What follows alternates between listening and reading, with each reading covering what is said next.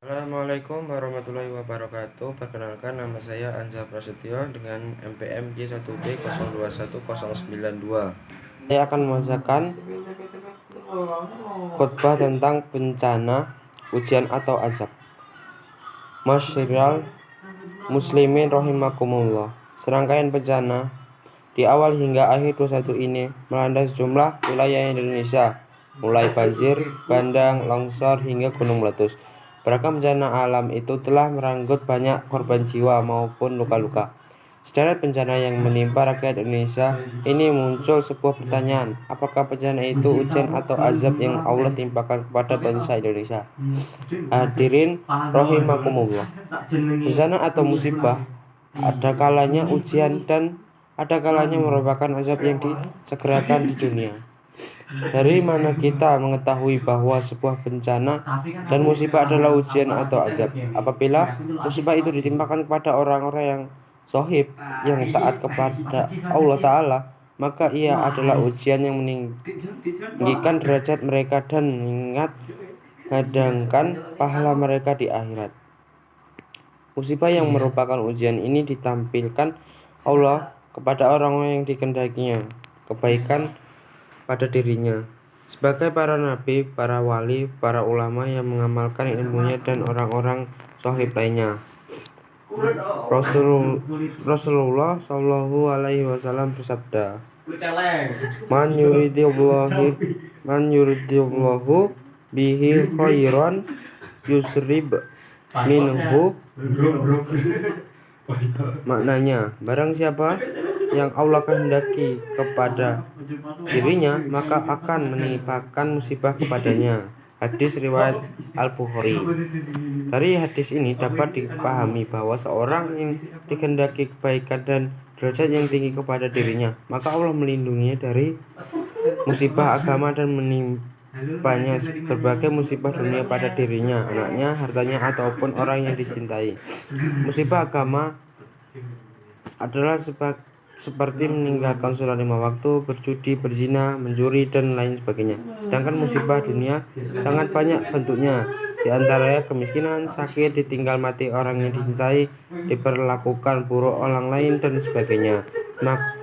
Semakin taat seorang dan semakin banyak ia melakukan kebaikan, maka sebagian besar dan berat ujian yang Allah timpakan kepadanya. Sebagaimana kita ketahui bahwa manusia paling taat dalam para nabi. Manusia yang paling taat adalah para nabi. Musibah yang menimpa mereka tentu lebih banyak dan lebih berat dibandingkan dengan manusia pada umumnya. Nabi Nuh diuji dengan anak dan istrinya yang tidak mau beriman. Beliau juga dicaci dan seringkali dipukuli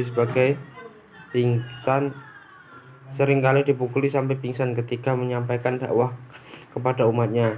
Nabi Ibrahim diuji dengan dilemparkan ke api yang berkobar-kobar dan tidak dikaruniai anak sampai usia lanjut. Nabi Zakaria meninggal digergaji. Nabi Yahya kepalanya dipenggal. Banyak nabi di kalangan Bani Israel yang mati dibunuh sebagaimana disebutkan dalam Surah Al-Bukhari ayat 87 dan Surat Al-Imran ayat 181. Ayub diuji dengan sakit selama 18 tahun dan dimatikan seluruh anaknya dan dilenyapkan seluruh hartanya. Nabi Muhammad diuji dengan cacian dan dari kaumnya, dijatuhkan kotoran dan jeroan unta pada kepala dan badan saat sujud, dilempari batu sampai berdarah, ditinggal mati istri tercintanya, ditinggal mati oleh putranya saat masih bayi, meninggalkan kampung halaman yang sangat beliau cintai, mengalami demam tinggi 2 kali lipat dari demam paling tinggi yang dialami manusia pada umumnya, dan lainnya. Oleh karena itu, semua baginda Rasulullah Alaihi Wasallam bersabda, mananya manusia yang paling berat musibahnya adalah para nabi, kemudian orang-orang yang di bawah derajat mereka, kemudian orang yang di bawah derajat mereka. Seorang diuji berdasarkan sekuat atau ia pegang teguh agamanya. Hadis riwayat Tirmizi dan Ahmad dan lainnya.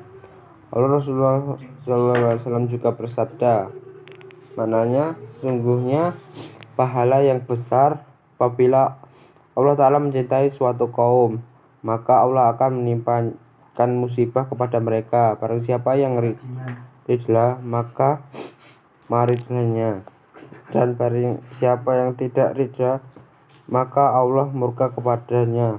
Hadis riwayat Tirmizi.